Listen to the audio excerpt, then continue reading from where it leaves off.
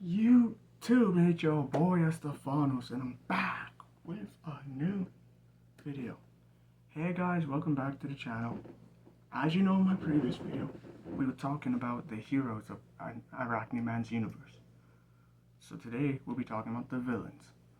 And to make it more simple, I'll be focusing mostly on the villains of the movies in this video, and then the villains of the TV show in the second video. Yeah, make sure to like, comment, subscribe, check out the rest of the videos on the channel, and let me know down feedback who's your favorite villain from the franchise.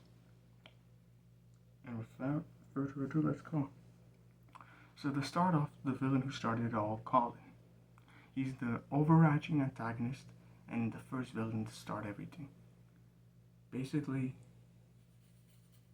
he owned this big company in New York, and he and his wife ran it for many years.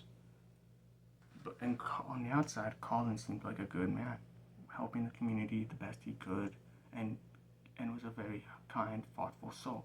But deep down, he wasn't. He was selfish, corrupt, only cared about power, and only cared about himself.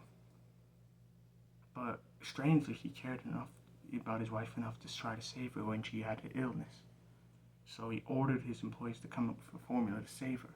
However, since Edward and Isabel were in charge of the formula, they discovered some faults in the formula. And so, after they refused to give it up, Colin threatened to kill Stephen, their son. And so they had to disappear, taking as much research as they could, but giving some to Jeffrey, and who was like Stephen's godfather. So he moved in with him and his wife, Kira. And so Jeffrey, in secret, continued on the Robinsons' work while taking care of Stephen. And as he was close to perfecting it, it turned out Stephen had followed him to work because he was suspicious of the strange happenings at the company. And let's just say it caused a lot of effect, and it had a butterfly effect. And basically, it Stephen to be experimented on, causing a big explosion, injuring Jeffrey, giving the last of the info to Stephen. And throughout the first movie, Stephen does whatever he takes to protect his powers and come out to discover why Colin was after his parents. And he also had to battle his son Henry, who was being blackmailed from his father, that if he didn't kill Arachnid Man and the Web Warriors, he would have failed as his son. So basically, throughout the first movie, Henry seemed as more of a secondary antagonist, and he ended up injuring Stephen, but it wasn't enough to kill him. And so after Stephen killed Colin, Henry battled him, and then supposedly defeated him. But it becomes quite quaint in the post-credit scenes and in the sequel movie. He and an ex-employee had teamed up. They both teamed up together to try and take down the Web Warriors. And let's just say, Henry began to go on this redemption arc, but unfortunately, Quantum Void was too caught up in getting vengeance. He basically wanted to do whatever it took to regain his humanity and destroy those who had ruined his life, those who had doubted him. And let's just say, he came close to it, but was defeated, and supposedly until he teamed up with this new villain, Energizer, who helped increase his powers and also helped them discover that Stephen was more connected to them than they first thought, and that basically he had secret abilities that they could help tap in to use and to destroy the city, the Web Warriors, and himself from the inside out. But Stephen soon manages to control his powers and is able to destroy them both. Well, not both. Quantum Void is healed and is redeemed throughout the next show.